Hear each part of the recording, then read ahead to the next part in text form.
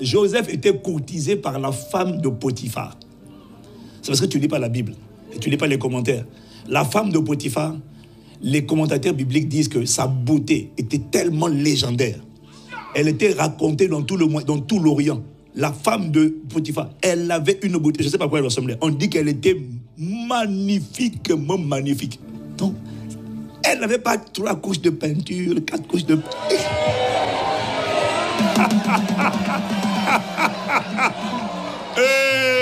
Elle avait ses cheveux. Faut pas, hein? Ok. Mais tu es jeune. Tu as tous tes cheveux pour toi. Non, mais je ne suis pas contre. Mais quand tu mets ça tous les jours, c'est pas utile. Bon, alors... Non, mais assure-toi que ça ne t'abîme pas les cheveux, hein? Mais c'est surtout les maquillages qui m'inquiètent. Non, je suis un père de famille. Je suis inquiet parce que... Une couche, 2 couches, 3 couches. Ok. Mais les démaquillants que tu as, c'est bas de gamme.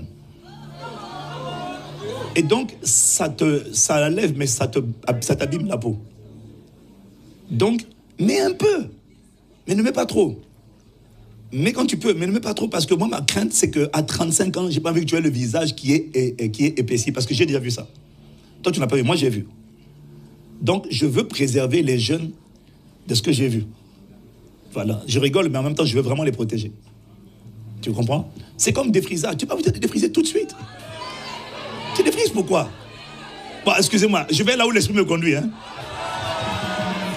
Mais, hein? Faut pas parler de ça. Faut pas parler. Mais défrisage, tu vas défriser pourquoi? Tu as 20 ans. Tu vas défriser pourquoi? Après 35 ans, maintenant, les cheveux commencent au milieu du... On cherche maintenant les cheveux. Et le gars qui t'a épousé, lui aussi, à 35 ans, là, il dit, c'est passé où? C'est moi, chérie. Non, c'est pas toi. Toi, tu avais les cheveux devant. Maintenant, ça commence au milieu.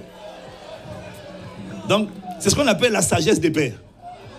Hein, ça ne te plaît pas, mais je dis ça pour ton bien. Non, il faut vous le dire. Il faut vous le dire. On n'est pas contre, on n'est pas des gens rigides, au contraire. Mais il faut que tu apprennes vraiment à apprécier qui tu es, comme tu es. Et que tu évites de te sur-truc là, juste pour être bien vu. Et parce que, et si je ne fais pas tout, et une fille qui m'a dit, j'ai dit, mais si tu ne mets pas ça, qu'est-ce que... Oh non, quand je mets ça là, vraiment, je me sens plus belle. Donc quand tu mets pas ça là, tu te sens moins belle. Tu sais qu'un démon peut rentrer facilement rien qu'avec ce genre de pensée là. Les démons rentrent à travers les pensées que tu autorises. Tu vois, tu n'as pas besoin de poser un acte. Tu regardes une scène pornographique, un démon va rentrer. Ne t'inquiète pas, un esprit impur va rentrer. Mais les esprits impurs peuvent aussi rentrer rien que... Parce que c'est dans le monde invisible. En fait, toi, tu penses que tu ne dis rien, mais tes pensées sont... On entend tes pensées. Tes pensées, ta parole est entendue. Ta parole, c'est le son entendu dans le monde visible. Tes pensées, c'est le son entendu dans le monde invisible. Donc, dans le monde invisible, même quand tu ne pries pas, on entend un son. Tes pensées sont entendues dans le monde invisible. Tu vois? Donc, si tu te dis, si je ne mets pas, je ne suis pas belle, tu vas voir. Donc, une fois, va te dire, allez, mets-le. Oh, qu'est-ce que tu es belle. Tu es plus belle que ça. Tu n'es pas belle. Écoute, tu n'es pas belle à cause de ton visage. Tu es belle à cause de ton esprit. Ok? Ne te vante pas parce que physiquement tu es mignonne. Reste humble. Parce qu'un beau visage aujourd'hui, excuse-moi, j'ai l'expérience, hein? J'ai 25 ans, 26 ans maintenant de lune de miel. Un beau visage là, c'est bien. Mais quand il y aura premier enfant, et même sans les enfants, tu n'as aucune idée des gens qui étaient minces, on dirait une baguette, hein? Ou une brindille, un bâtonnet. Et puis après, traitement hormonal, la personne a grossi. Il faut être humble. Faut pas te vanter, oui, je suis mignon, je suis plus belle que les autres. Oh, la Bible dit que la grâce est vaine, la beauté est trompeuse, la grâce est vaine. Seule la femme qui craint l'Éternel sera récompensée. Donc si tu t'appuies sur ton visage, je t'assure, demain, la vie va te gifler.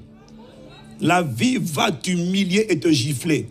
Quel que soit ton visage, reste humble. Quelle que soit ta corpulence, reste humble. La vie va te gifler. Il faut être humble. Donc, prends soin de toi, mais vraiment, valorise le fait que tu es un esprit. J'ai découvert que ce qui nourrit la pensée du rejet ou les complexes d'infériorité, ce n'est pas ton visage physique. Ce sont les pensées que tu as acceptées à l'intérieur de toi. Il faut enlever ces pensées-là et mettre en toi la pensée de Dieu. Je ne suis pas mon visage, je ne suis pas mon corps. Mon corps, c'est l'adresse dans laquelle j'habite. Mon corps, c'est la véritable adresse, c'est mon corps. Je suis un esprit. J'ai été créé à l'image de Dieu. Je suis une créature merveilleuse. Parce que la vérité, c'est quoi? L'identité que tu as, le portrait que tu as de toi-même est basé sur ce que tu as entendu. Il n'est pas factuel. Il y a des gens, eux, moi je te dis, hein, la vie m'a enseigné l'humilité. J'ai vu des femmes, des sœurs jeunes, grosses. Toi, tu te dis, elle n'aura jamais de mari. Elle épouse un mari mince, grand. Je dis, mais comment il y a eu connexion? Et puis, il y a la sœur belle, là, elle est toujours célibataire depuis 1950. Alors, j'ai compris que, tu vois, parce que la sœur, là, tu disais, non, mais moi, je ne peux pas chômer. Oui, mais celle que tu disais qui était un peu forte, là, elle n'a pas chômé. Tu vois. Donc, la vie, là, est bizarre. Il faut vraiment être humble. Et en fait, j'ai découvert que, tu vas voir, elle a peut-être l'air d'avoir beaucoup de forme.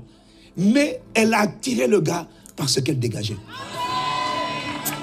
Elle ne se sentait pas n'importe qui. Elle se sentait belle. Moi, j'ai vu des gens, hein. T'as dit, toi, tu peux dire, elle n'est pas belle. Mais ce n'est pas ce que toi, tu dis d'elle. C'est ce qu'elle pense d'elle-même qui est stratégique. Voilà pourquoi tu dois travailler ce que tu penses de toi et non ce qu'on dit de toi.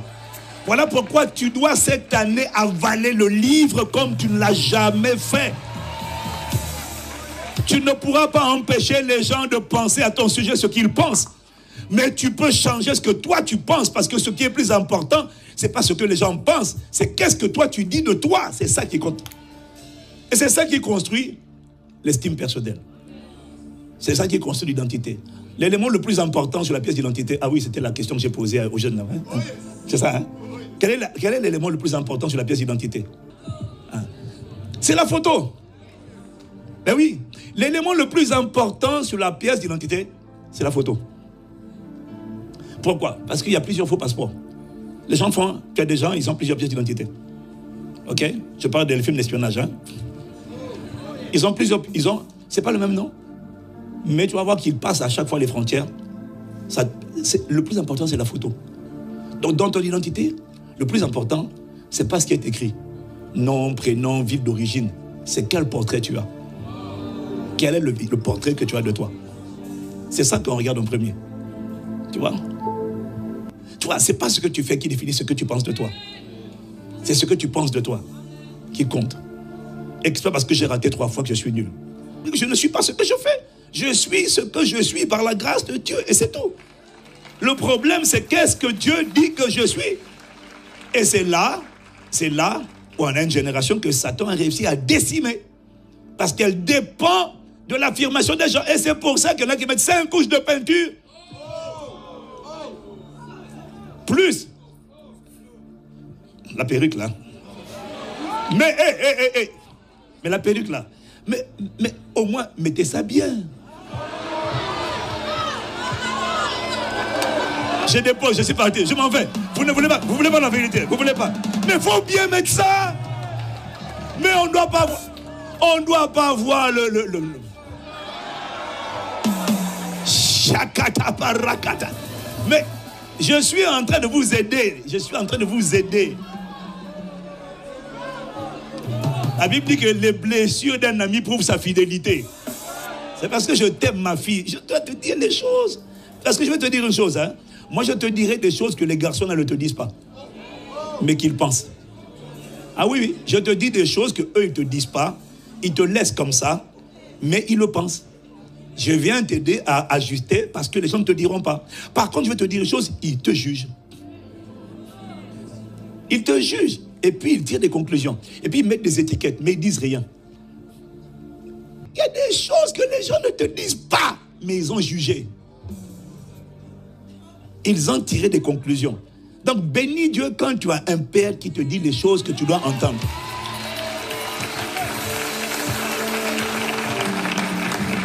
Oui, je veux dire. Les gens ne disent pas. Ils ne disent pas. Tu vois. Moi, je veux que nos filles brillent, resplendissent. Je veux qu'elles s'aiment elles-mêmes.